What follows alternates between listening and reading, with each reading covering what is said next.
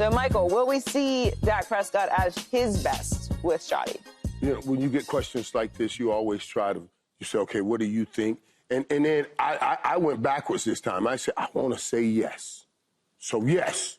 Now go and try to prove up your yes. And I really couldn't find anything to really prove up my yes. So I went to this. This is what I believe, and I'm serious. And when you think about it, we've all talked about it. Okay, Dak's played some of his best football the last few years because we measure it that he came up second in the MVP. But I want to see that best football become beyond the numbers. I want to see, you say, I hear them talk about they've had great conversations back and forth.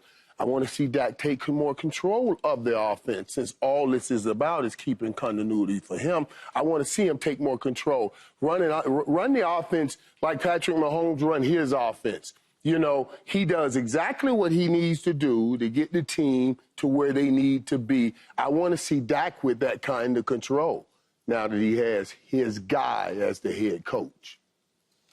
Yeah, I think you'll see the same Dak Prescott that you've always seen when healthy. When healthy.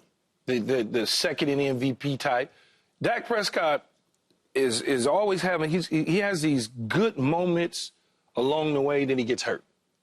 Then he comes back, and it's not quite the same. Then he gets going again. So he never really, outside of the year that he was the MVP, second in MVP voting, he never really put that just 17-game type deal together where you're like, oh, okay. But I think you're going to see consistency because it's the same. Now, the difference is McCarthy over the last 4 years have been the guy calling the plays in his headset to his helmet. Now you got Schottenheimer doing it.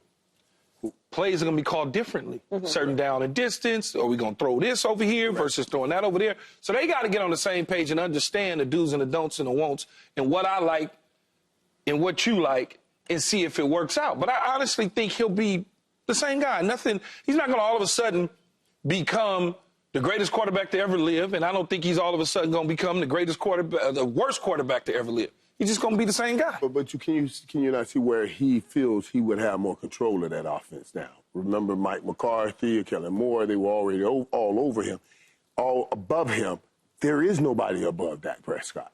He is the guy now. He can call. But that works in your favor, though, because it works in your favor. If it works in his favor. Yeah, it probably will, because we want it to work in his favor. What I want to see more of is the younger Dak Prescott who took more of a risk making plays now that you got this control. But you know it'll work in his favor because he has the control. The things that he likes, that's what he wants to see. Saying. And just like you and I, if they keep running us on inside cuts of the dude playing heavy cover 2 man, at some point we're going to go say, man, this ain't working for me. You got to change. And that's the same way Dak Prescott has to own and take control of the offense. If Schottenheimer's calling something that's not working, he's got to be able to say, I don't feel comfortable doing that. All right, this is how I feel about Dak. That all sounds good. Can he be back in the MVP race? Listen, Dak falls in the category where he's only as good as his roster allows him to be. And I'm saying that, I say the same thing about Jalen Hurts. I say the same thing about Purdy. I say the same thing about Goff. As good as their rosters were when they were winning and getting to the Super Bowl, and Purdy and Goff making these runs this year and Hurts this year, I think that's why we're talking about Hurts in this light now. I've been talking about Hurts every season. Yeah, but it's as good as his roster allows him to be. Like, they're not in the category with Lamar and Mahomes to where he could carry an offense and be put in the MVP talks like we saw from Cincinnati. Burrow is putting the MVP talks, and his team wasn't even winning. Yeah, because you know what I'm saying? Because he's in that category where Dak, I get it. And that's the only way Dak could get back to where he was. You know, that's the only way he can get back to where he was, because they're not going to win. But is he going to be putting up numbers like Burrow? He's not in that category. He's as good as his roster allows him to be. We talked about him in the light of MVP second because the team was really, really good. But they was good because he was the quarterback. But I'm with Paul on this. I'm talking about this is yours now, and I need more out of it. But if the roster's not going to be good, I need more of the running Dak. I need more of the extending the plays, Dak. I need all of that. And he's at the like, I know, they were being cautious after he had devastating injury, and now we've had another injury. This is probably another one, now you could just go. He just got to go. And I want to see that because it's going to take that, taking his game to another level. At some point, taking his game to another level. That shoulders up, shoulders down, and I want to see it all the way. He started doing a little bit of that last year, Joy, where he started to run a little bit more before he got hurt. He did start doing that, pulling the ball down and extending plays. I just think he's going to be the same guy. What does that mean? I think Dak's going to be the same. I don't think he's going to have another All-Pro season. I don't think he's going to have another MVP finalist season. But he's good when he's not an MVP finalist and he's not. For sure. I agree with that. He's a good quarterback. I think he'll still be a good quarterback, man. He's a good quarterback. He's a good quarterback. I wouldn't put him at the top of the league. I think he had one season where he put up great numbers and they were a great team. And he looked the part as well. We saw with our eyeballs how well he was playing. I don't know that Schottenheimer is going to put him in a position to be that good or that they're going to be that good, to Paul's point. I think the Cowboys are probably going to end up being one of the more irrelevant teams next year. Let's just hope your nephew don't get drafted by then. I hope he does get. My mother will be very happy if he gets drafted to the Cowboys. On that, dude. I was waiting to see what came after what it was relevant to. You just dropped that. I would love for the Cowboys to have a Taylor. Well, look, where are they as a team right now? Are they better than the Eagles? No. Are they better than Washington? No. Are they better than the Lions? No. Are they better than the Vikings? It's hard to tell. No. No. It's hard to tell. Are they better? They were hurt. Are they better than the Bucs? It's hard to tell. They were hurt. No. No. Are they going to be better than Atlanta? 50-50. Yeah, see, now If the Niners get back to where they were. But that The Rams. Wait. We just said the What are the man was Bears gonna number look like? 2 in MVP. One and you're year. acting it One like year he was that. One year he was that. That having him is not going to matter. I'm not saying that having Dak isn't going to matter. I think they will be better because I don't think McCarthy should have been fired specifically because Dak was hurt last year. Yeah. They're not fired, but I don't think he should have parted ways with him. They had a lot of injuries. Yeah. Dak specifically, when you don't have your starting quarterback, most coaches cannot win without their starting franchise quarterback. Do you know by any chance? What did they finish? 9? What was the Cowboys' record this year? Come on, My point is that there are 10 to 11 teams that are either significantly ahead of them or 7 and 10. They were 7 and 10 without Dak. So say they win 2 more games. Are they making the playoffs? I would say 3 or 4 more with Dak. No, they didn't win 7 games without Dak. Right, Dak played like the first 6 games. No, they won 7 games and total. he was right. So Dak won 2 of those. Yeah. Yeah, they started out so. 2 and 4. I'm just saying, I expect Dak to be as good as he's always been. Right. But I don't know where the Cowboys are. And since we cannot evaluate what Schottenheimer is going to be, I cannot imagine that he is going to come in year 1 and put them as a team in a position they were in when Dak was an MVP. So I think they're going to be a middle-of-the-road team. Yeah, so many of those players from 2 years ago left the roster and went to Washington and other places. You got Gilmore in Minnesota. Now, you just got guys that are all over the place. Their roster is so flawed that they got to fix. They got to go out and get some help for CeeDee Lamb. They got to get another running back, hopefully through the draft. They have a lot of things they need to fix. They got a lot of stuff. But the division is different than it has been. For many years, you didn't have to account for Washington. Now you do. But Dak has an ability. We've seen what Dak can do throwing the football. What we're talking about now is, yes, okay, if you do what you've done the last few years throwing the football, what else can you add now under this regime that you didn't have under those regimes, under the other regime, that will make a difference here? And the only thing we can give Dak is more control because that's what he has. You're going to have to make the better play. You're going to have to make the right play. You're going to have to put the team in the right play because you've lost the Mike McCarthy's and the Hot Kellen Moores, and you've gotten the Schottenheimer who played a little basketball in the National Football League, bouncing from one offense to the other. You see what I'm saying? So now you got to be the mainstay. If Dak is at his best, and his best was under Mike McCarthy 2 years ago, then the Dallas Cowboys will make the playoffs with that version of Dak. No. With that version of Dak. Why not? Because there's players that was part of that version of Dak that is no longer there. and goes back to what I'm saying. He's as good as his roster allows him to be. But all quarterbacks are that way. Not all. They're not all that way. They're all that way. No, Yeah, no, not the Big Four. Absolutely. Not the Big Four. Absolutely. He's not the Big 4 or 5. We're going to say Joe Burrow has one of the worst defenses in the league. He's as good as his team. And everything he did on the offensive side of the ball has them sitting at home with us because the defensive side of the ball is chopped liver. And we're saying he needed a big target now. We're looking at giving him other things. Patrick Mahomes got a hell of a team. How? They were hurt most of the year. Patrick Mahomes, he didn't have his running back, his number one receiver. He had a tight end that was just that he wasn't interested in throwing to half the year. But he managed to find ways to win. They win a certain way, but they got a hell of a team. They do, but they have a hell of a defense. Let's be serious. Say there are 2 to 3 guys. Not a lot, but there are 2 to 3 guys that can overcome. Right. Exactly. That's what I'm saying. So when I say all quarterbacks, you're answering it for maybe just Patrick Mahomes. You're saying a couple, maybe y'all two. are kind of saying the same 2 thing. or 3. Lamar's one of those. One that Lamar doesn't. You're speaking in absolutes. No, I'm not speaking in absolutes. You're saying all. No. You're saying there's 1 or 2. You're not going to do this to me today. There is only one. It's one guy that may overcome some deficiencies on certain sides of the ball. Everybody else Patrick needs some Mahomes. help. Everybody else needs help. I'll say there's 4 quarterbacks you can put on any team in the league, and I trust they can probably get them to the playoffs. Yeah, but they ain't gonna get championships. No, I didn't say. But and Patrick he done got them to the playoffs. If you take Burrow and put him on the Raiders, I believe they'll make the playoffs next year. If you take him and put him on there, then you might. I don't feel that way. I don't feel that way. You sound and the Bengals didn't even make the playoffs this year.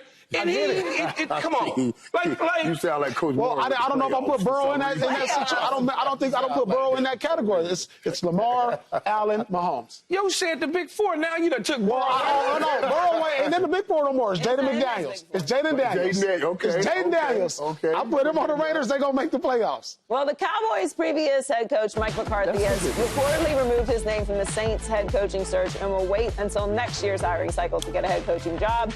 McCarthy has done this before when he took a year between coaching the Packers and the Cowboys. So, Key, is this the right move for McCarthy to pass like the that Saints? was like short. That was really by force. When he said McCarthy's done it before, like he just told them, I'm out of here. No, they told you, you're out of here. So let's, the wording. So let me ask you this before I go. Right. Would you rather have Mike McCarthy or Schottenheimer? Schottenheimer. Oh, okay. Anyway, you It's a lateral. It's a lateral. Only because I knew what I had with Mike, and it didn't get me anywhere. I don't want to get back in that car. So I don't. And that's the problem. And that's one of the main problems. And that's one of the main problems with the National Football League and the hiring practice of head coaches is here's a guy who's won 12 straight games, 3 years in a damn row. And then his team falls apart, and now all of a sudden he can't coach anymore. Just because his first 3 years he couldn't get them where they thought they should be. It's ridiculous. But anyway. I know, but they came into this year.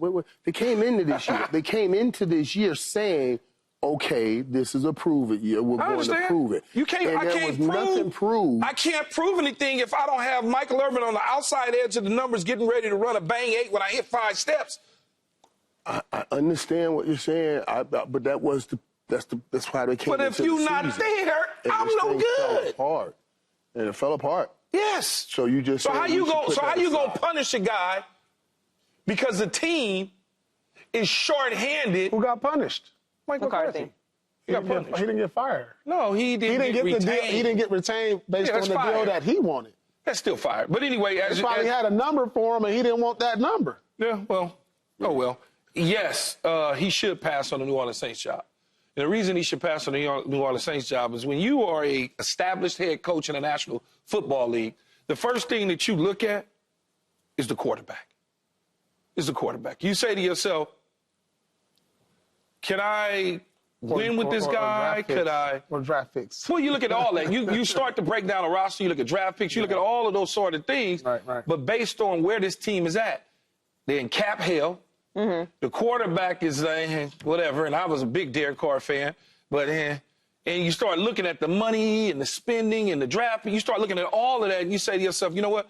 If I sit on the sidelines one more year, there's an opportunity, because every year there's going to be 5, 6 jobs that open up. Right. And there's a better job that's out there if I just sit tight. So he's doing the right thing, in my opinion. And let's just see what happens. Maybe there's a Cleveland in his future. Maybe there's a revisit of Dallas again next year. You just never know. You know, all those sort of things. Michael said, I don't think McCarthy is desperate for a job. He's in the coach's loop. You know, so he'll always have opportunities to get a job. And if I remember right, didn't he take a year off after his departure from... Michael's not implying that everybody wasn't taking keeps a year saying off. He took a year off. He was not coaching like for a year. It was coaching for a year. He was not coaching He chose not to coach that year. I mean, he could have gotten a coordinator. He could have got a coordinator's job. Green Bay. Yeah, we got fired. He could have gotten an assistant job. Yeah, but I mean, he's in a position to where he's in the coach's circle. There's going to be more jobs that open up. They do every year. He can get a job to where he feels like it has a little more potential or a little more upside and move forward and get the contract he wanted that he didn't get in Dallas. So I think it's a good move. Mike McCarthy is not going anywhere anytime soon. He can get back, hang out with his family, and evaluate where he can help next year. Yeah, it's hard to ever say when there's only 32 of them. That people, when they get fired every year. Right. That it's a good move to take your name out of the drawing for any of them because there's so few. Now I disagree with you. They'll be first in line come next year. There is a lot of turnover every year. There will be but there are also 5 to 9 new jobs faces. I'm not taking a bad job. There are also new faces coming in every year that are going to be viable for those new jobs. And sooner or later, you know, you got to be careful not to be just swept aside. So I don't think he's going to get But they're not having a quarterback is a big thing. And Mike McCarthy has been as blessed as any to have great quarterbacks, or very good quarterbacks at every stop. And if Mike McCarthy is saying, I don't want to see this the other way, I can understand that. But it's hard to turn down any one of these when there's only 32 of them. No, it's not a good job for him. And he's somebody that can pick and choose. He'll have suitors next year. Absence makes the heart grow fonder. Let's remember this. We will not be focusing on the fact that they had a down year, that they didn't get past the divisional round. It'll be because it's Dallas. But just remember now, we said the same thing about Bill Belichick, who had a better resume than him. He'll definitely have a job. Wait. He'll definitely have a job next year. Y'all said those same words. No, I did not. No, I 100% said that. And he's not in the NFL. I thought that was but is he not in the NFL by choice, though, Michael? He didn't want to sit around and wait for somebody to make a decision, so he jumped at coaching the college. Bears wanted to interview McCarthy. He will have a job next year. There will he'll be just thinking about it real quick, Joy. He'll be the biggest ex-head coach on the market next year, right? He absolutely will. Yeah. And also, depending on how the Cowboys look this year, that might go in his favor even more. Because while we expect the Cowboys to be a little bit better, they could be significantly worse, and that aids you when you leave a place if you don't end up being good. So there's a lot that can still play out. Yeah, he'll have a job next year. And the Saints, I agree with you. All these jobs are good jobs. But if you're somebody that has options, which I think McCarthy does, taking a bad job. I mean, there's only 32 of them. So if you want to do it, then it's a good job. But if you have options, which he does, then it's not a good job. Switching to the Super Bowl, next week we are headed to New Orleans. Speak and the entire FS1 lineup will be live from Bourbon Street on Thursday and Friday as we get ready for Super Bowl 59. And next Friday we have a Super Bowl special at 2 Eastern on Fox. We'll be joined by special guests all week long. We cannot wait for Super Bowl week on FS1. I like that little New Orleans remix to the song. Patrick Mahomes will be looking for his 3rd straight Super Bowl, and he's proven he can lead a comeback in the playoffs when trailing by 1 possession in the 4th quarter or overtime.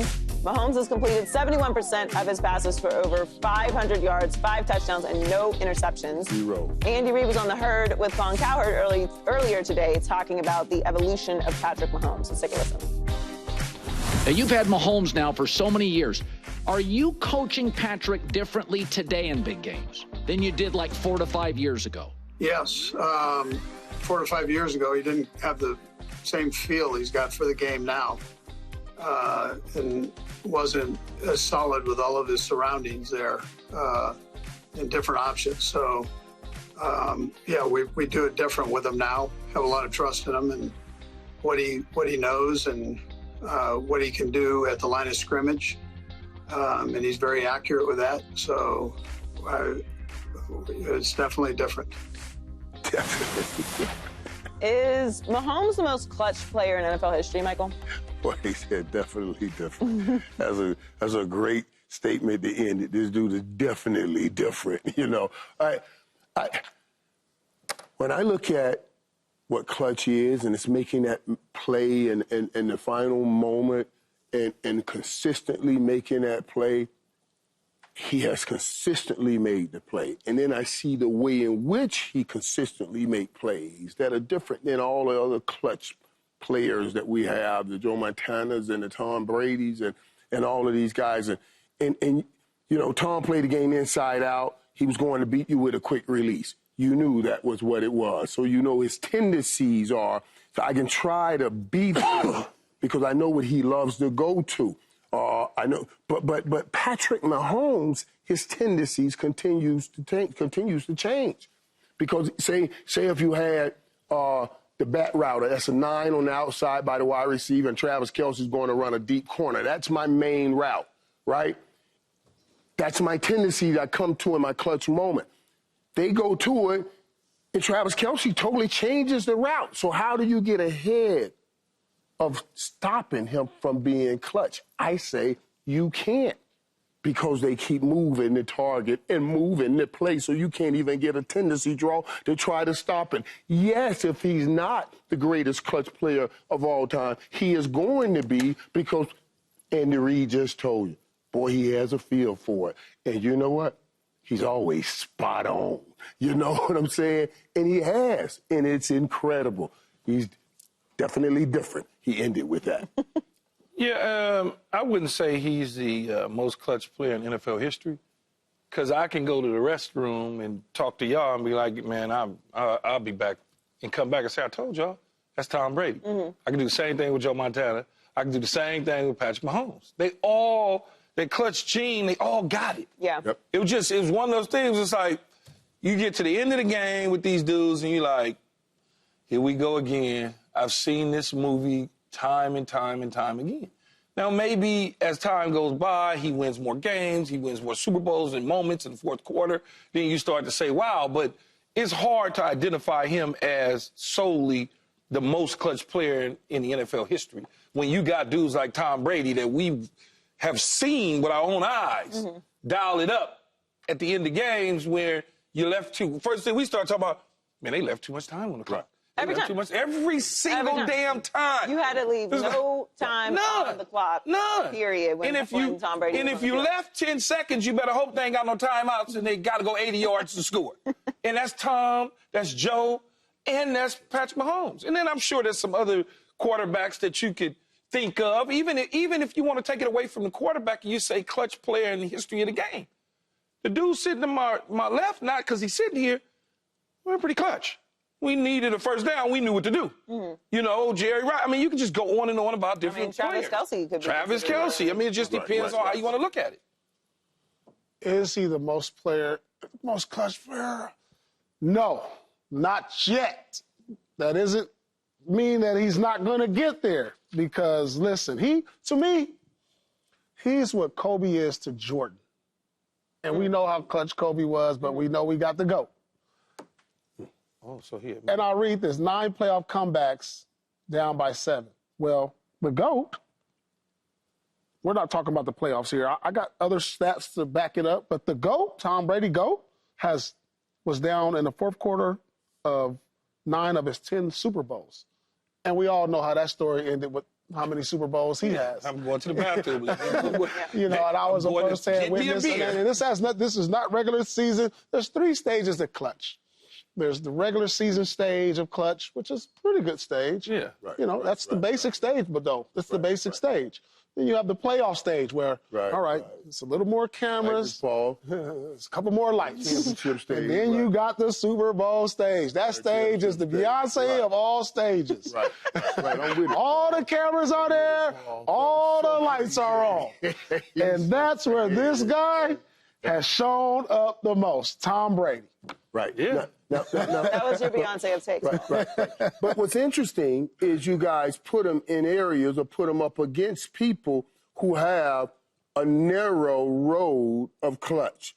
all of those quarterbacks stood in the pocket and clutched from the pocket. This guy clutched from the pocket, but also gets outside and runs and make those clutch first downs. Right.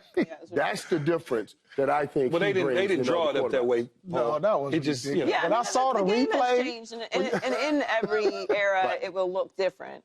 I'm with you. I think that there's some things that are very easy to point to statistically, or how many numbers, or how many times, and say, okay, this is the best. He's in that conversation, no doubt. And came back and won against Josh Allen and the Bills in 13 seconds. That was literally no time. On the other end, you had Tyreek had to catch it, but he had to throw it to put it in the position for him to be able to catch it. Game, but we know he's the boogeyman, and Tom Brady was the original boogeyman. And then you have Montana that was a boogeyman, and there was a boogeyman before him, and there are plenty of other players that are clutch. But he's definitely in that conversation, and will continue to add to it. He's on his way. Subscribe here to get the latest from Speak, and go watch a few segments from our other shows on FS1.